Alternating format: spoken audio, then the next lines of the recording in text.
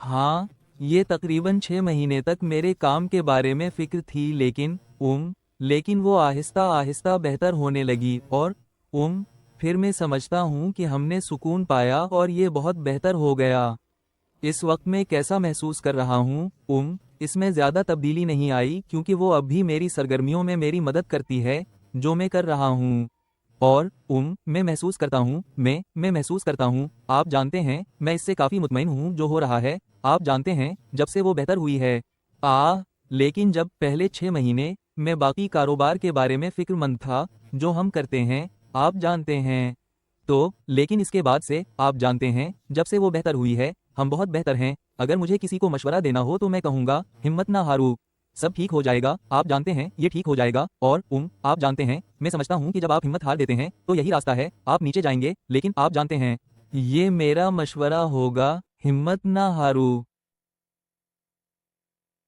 जब मुझे मालूम हुआ कि मेरे शौहर को फालिज हुआ है तो मैं बहुत फिक्रमंद हुई और मैं बहुत अफसुर्दा हुई और मैं बहुत थक गई। अस्पताल जाने और घर वापस आकर घर की देखभाल करने और वो सब काम करने में जो उसने पहले किए थे। मुझे कुछ काम संभालने पड़े जो उसने पहले किए थे, जैसे बागबानी करना और गाड़ियों को मरम्मत के लिए ले जाना। इस वक्त तक मैं बहुत थक चुकी थी और कोई मेरी मदद नहीं कर रहा था सिवाय मेरे। लेकिन हर रोज मुझे अस्पताल जाना पड़ता था उसे देखने के लिए और मैं बहुत डरी हुई थी कि वो मर सकता है और फिर मैं हमेशा अकेली घर आती थी और बहुत थकी हुई महसूस करती थी और मैं किसी को नहीं बताना चाहती थी कि मेरे शौहर को फालिज हुआ है क्योंकि आप जानते हैं, चीनी कुछ पुरानी कहावतें हैं कि लोग जिन्होंने कुछ संजीदा गलत किया हो फिर इन्हें उनके नताइज मिलते हैं, जैसे आधा जिस्म मफलूज या पूरा जिस्म मफलूज। ये कुछ बुरे काम हैं जो हमने पहले किए थे, इसलिए मैं दूसरों को नहीं बताना चाहती थी कि मेरे शौहर को फालिज हुआ है और वो आधे जिस्म से मफलूज हैं। मैं ये मशवरा देना चाहती हूँ कि एक निगहदाश्त करने वाले के तौर पर हमें बहुत हसास होना चाहिए। एक निगहदाश्त करने वाले के तौर पर मैं समझती हूँ कि हमारे लिए सबसे अहम चीज़ ये है कि हम करीब से फालिज से बचने वाले की हालत और सूरत हाल की निगरानी करें। निगहदाश्त करने वाले वो भी बहुत थके हुए होते हैं और दरअसल खानदान का एक रुकन जो बीमार होता है, ये पूरे खानदान को नाखुश करता है और साथ ही पूरे खानदान को थका देता है। और निगहदाश्त करने वाले को भी अपनी देखभाल करनी चाहिए और सिर्फ फालिज से बचने वाले की देखभाल नहीं करनी चाहिए।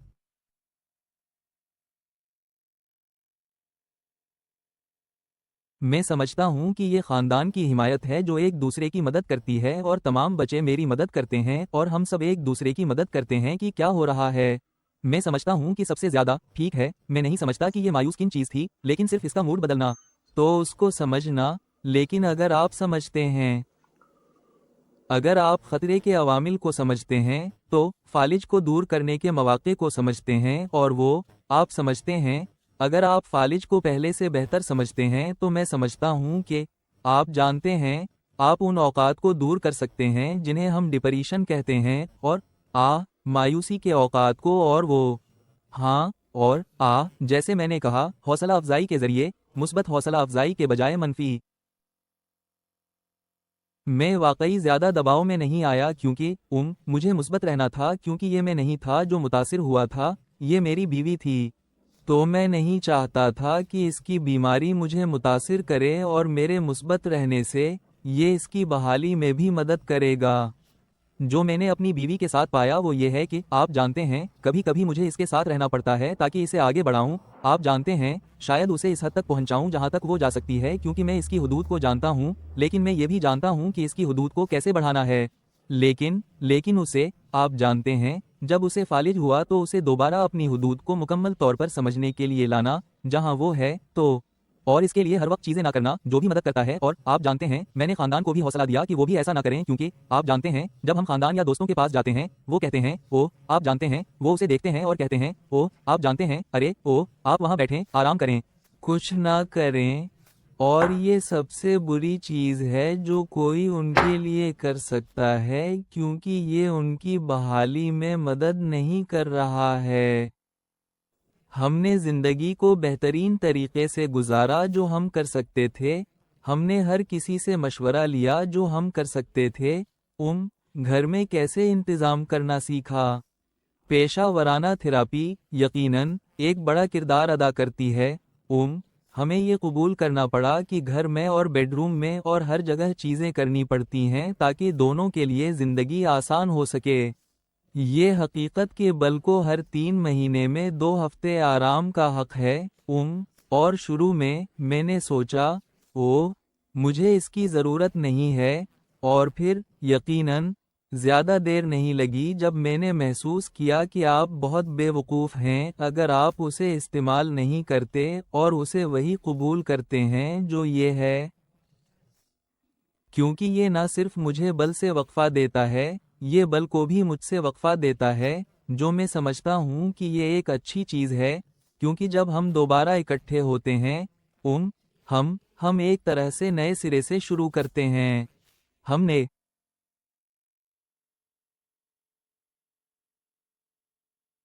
جو کہ فالج ہونے کے ساتھ نمٹ لیا ہے.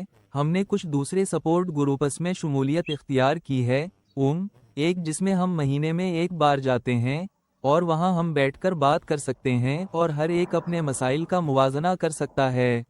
ہم دوسرے لوگوں کے مسائل سن سکتے ہیں اور سمجھ سکتے ہیں کہ ہاں ان کے بھی وہی مسائل ہیں جو ہمارے ہیں، یا ہمارے بھی وہی مسائل ہیں جو ان کے ہیں. ایک اور گروپ جس میں ہم جاتے ہیں یہ ایک سماجی صبح ہے. ہم ایک دوسرے سے بات کر سکتے ہیں، ہم دوسرے فالج کے لوگوں سے بات کرتے ہیں اور ان کی مدد کرتے ہیں، اور ہم دیکھ سکتے ہیں کہ بعض اوقات ان کے نگہداشت کرنے والے ان کی مدد کیسے کرتے ہیں، ان کی مدد کیسے کرتے ہیں جنہیں فالج ہوا ہے. خیر، بہترین مشورہ جو میں کسی کو دے سکتا ہوں جس کے ساتھی کو فالج ہوا ہے وہ یہ ہے کہ جو وہ نہیں کر سکتے وہ کریں، لیکن جو وہ کر سکتے ہیں وہ نہ کریں، اور انہیں اپنی فزیو تھراپی کے حصے کے طور پر جاری رہنے دیں.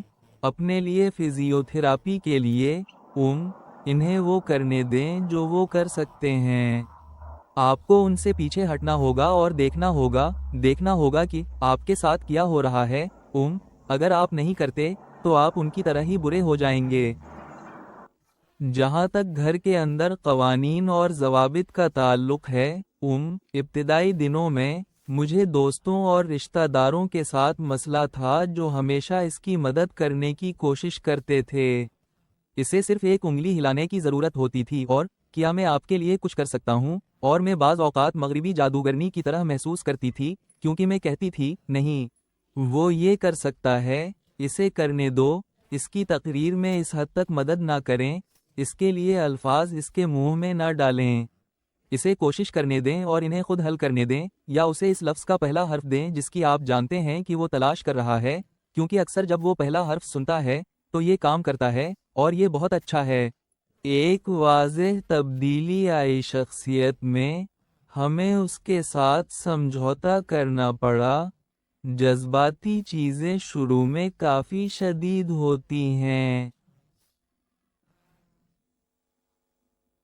لیکن میرا خیال ہے کہ کبھی کبھار آپ کو یاد دلایا جاتا ہے کہ آپ کی زندگی بدل گئی ہے اور کچھ تبدیلیاں کرنی ہوں گی. ایک چیز یہ تھی کہ معمولی چیزوں پر رونا، جو پہلے بل کی خصوصیت نہیں تھی.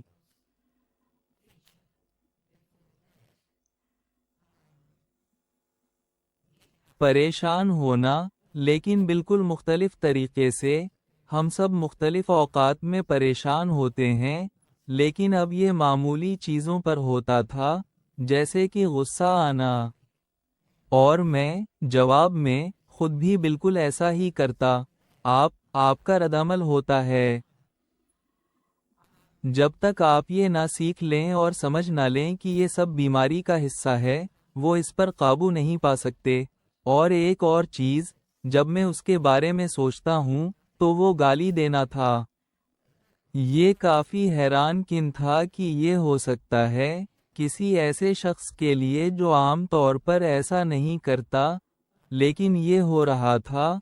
और अब अगर वो ऐसा करता है तो बजाय इसके कि मैं गुस्सा करूं और कहूं ऐसा मत करो, अब हम इस पर हंसते हैं।